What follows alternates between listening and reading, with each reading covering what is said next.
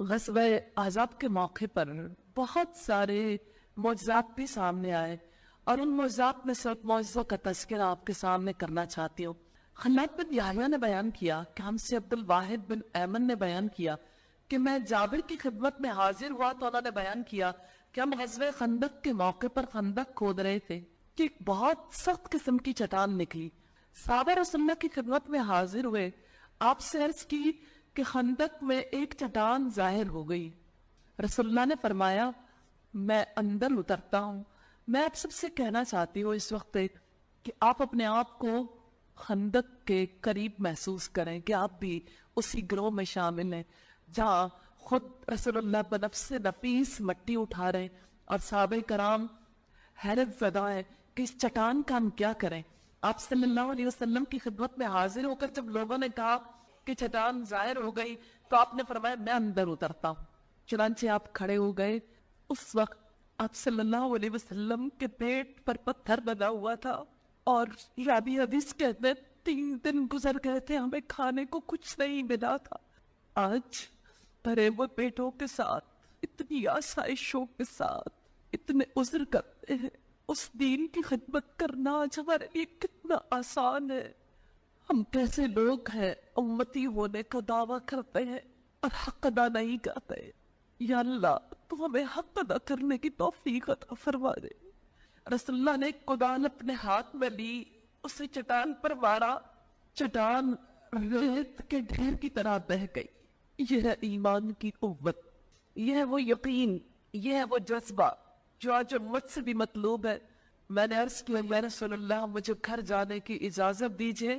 میں نے اپنی بیوی سے کہا آج میں نے اللہ کے رسول کو ایسی حالت میں دیکھا، میں صبر نہیں کر سکا، کیا تمہارے پاس کھانے کی کوئی چیز ہے؟ انہوں نے بتایا کہ ہاں کچھ جو ہے اور ایک بکری کا بچہ ہے۔ میں نے بکری کے بچے کو ذبح کیا، میری بیوی نے ایسے کیا کہ جو کو پیس ڈالا، پھر گوشت کو ہم نے چولہے پر ہانڈی میں رکھا، اور میں رسول اللہ کی خدمت میں حاضر ہوا۔ آٹا گوندا جا چکا تھا، گوشت چولہے پر پکنے کے قریب تھا۔ رسول اللہ سے میں نے عرض کیا گھر کھانے کے لیے مختصر کھانا تیار ہے، یعنی تھوڑا سا کھانا ہے، آپ کھا لیجئے۔ آپ اپنے ساتھ 1-2 آدمیوں کو لے کر تشریف لے آئے۔ رسول اللہ نے دریافت فرمایا کتنا ہے؟ میں نے آپ کو سب کچھ بتا دیا کہ تھوڑے سے جو ہے اور تھوڑا سا گوشت ہے۔ آپ نے فرمایا یہ تو بہت ہے، نہایت عمدہ اور طیب ہے۔ پھر آپ نے فرمایا اپنی بیوی سے کہہ دو کہ چولہے سے ہانڈی اتار دے اور تنور سے روٹی نکالے، میں ابھی آ رہا ہوں۔ پھر صحابہ سے فرمایا سب لوگ چلیں۔ پھر سب انصار اور مہاجرین تیار ہو گئے۔ جب جابر گھر پہنچے تو اپنی بیوی سے انہوں نے کہا اب کیا ہوگا، اور توقع کے بہت سارے مظاہر عملی طور پر لوگوں نے دیکھے۔ بہرحال اپنی بیوی سے انہوں نے کہا اب کیا ہوگا؟ رسول اللہ تو تمام مہاجرین اور تمام انصار کے ساتھ تشریف لا رہے ہیں۔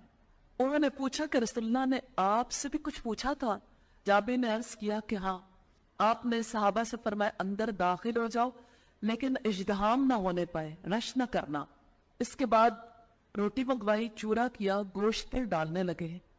ہانڈی اور تنور ڈھکے ہوئے تھے۔ رسول اللہ نے اسے لیا اور صحابہ کے قریب کر دیا۔ پھر آپ نے گوشت اور روٹی نکالی۔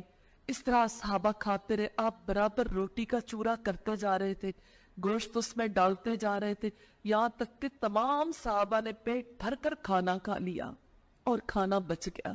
آخر میں آپ نے فرمایا اب یہ کھانا تم خود کھاؤ اور لوگوں کے لیے یہاں ہدیہ بھیجو، کیونکہ لوگ آج فاقے میں مبتلا ہیں، یعنی اور لوگوں کو بھی کھلاؤ۔ بخاری کی 4101 نمبر روایت ہے وَمَن يَتَوَكَّلْ عَلَى اللَّهِ فَهُوَ حَسْبُهُ وَيَرْزُقُهُ مِنْ حَيْثُ لَا يَحْتَسِبُ۔ جو کوئی اللہ پر توکل کرتا ہے اللہ اس کے لیے کافی ہو جاتا ہے، اور اسے ایسی جگہ سے رزق دیتا ہے جہاں سے اس نے گمان بھی نہیں کیا ہوتا۔